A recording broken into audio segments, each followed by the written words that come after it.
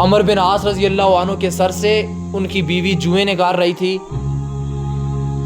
تو ان کی بیوی نے کسی کام کے لیے آواز لگا لی اپنی نوکرانی کو، باندی کو۔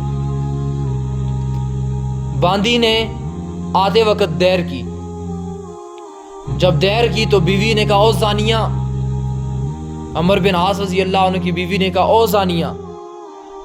حضرت عمر رضی اللہ عنہ نے کہا یہ کیا کہہ دیا تو نے؟ کیا تو نے اپنی آنکھوں سے اس باندی کو زنا کرتے دیکھا ہے؟ ان کی بیوی نے کہا نہیں، میں نے نہیں دیکھا۔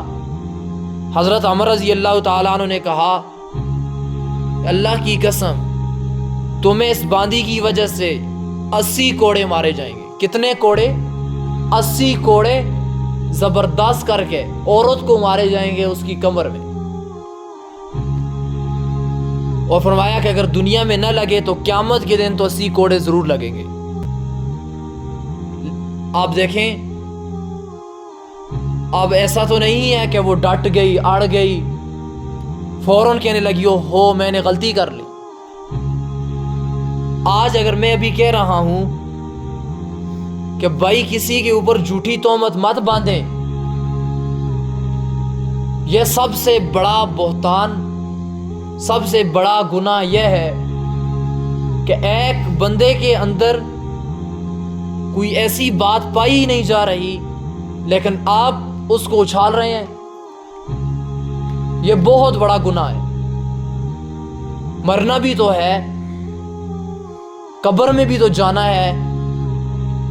یہ ان کے لیے باتیں ہیں جو اللہ کو مانتے ہیں، جو آخرت کو مانتے ہیں، اور جو مانتے ہیں کہ یہ دنیا مسافر خانہ ہے اور یہاں پر کچھ نہ کچھ لے کر جانا ہے۔ اب جیسے ہی عمر بن عاص نے اس کو سمجھایا تو وہ اٹھی، جا کر اپنی باندی سے معافی مانگ لی، مجھے معاف کر دو۔ حضرت انہوں نے کہا کہ یہ تو تمہیں معاف کرے گی، اب اگر یہ کہتی ہے میں معاف نہیں کرتی تو یہ آپ کی نوکرانی ہے، خادمہ ہے، یہ تو بھی مجبور ہے، معاف تو کرے گی۔ اگر نہیں کرتی ہے تو ڈرتی ہے کہ اگر میں نہیں کروں گی تو میری مالکہ میرے اوپر اور ظلم کرے گی۔ فرمایا یہ کافی نہیں، اسے آزاد کر دو۔ تو ان کی بیوی نے کہا کہ بس آزاد اگر میں کر لوں تو پھر مجھے آخرت میں سزا نہیں ملے گی۔ عمر بن عاص رضی اللہ عنہ نے کہا کہ امید یہی ہے، یہ نہیں کہا کہ نہیں ملے گی، کہا امید یہی ہے۔ تو اس وجہ سے ہمیں کیا کرنا چاہیے بھائی؟ ہمیں معافی مانگنا چاہیے۔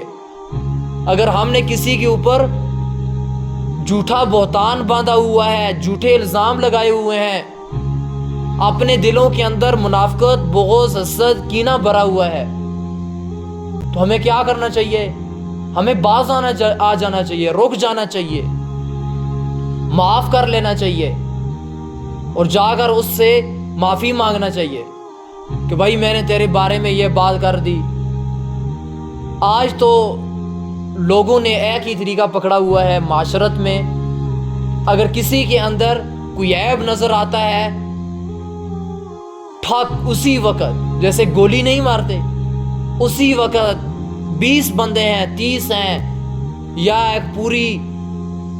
ایک وہاں پر جماعت ہے، پورا لشکر ہے، ٹھک وہاں پر سر عام اس آدمی کے بارے میں یہ کہہ دیں گے اور کہیں گے بھائی میں ڈرتا نہیں ہوں۔